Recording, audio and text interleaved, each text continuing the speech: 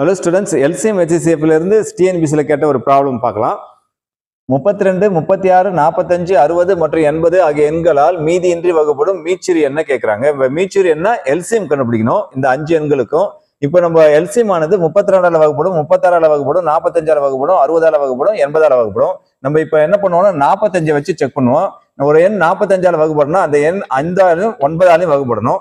5ஆல வகுப்படணும்னா 1ஆம் இலக்கம் எப்படி இருக்கணும்னா 0வா இருக்கணும், இல்ல 5ஆ இருக்கணும். ஆப்ஷன் ஏல 1ஆம் இலக்கம் 4 இருக்கு. therefore ஆப்ஷன் ஏ வராது. ஆப்ஷன் பி ல 0 இருக்கு, வரலாம். ஆப்ஷன் சி ல 4 இருக்கு, அதனால சி வராது.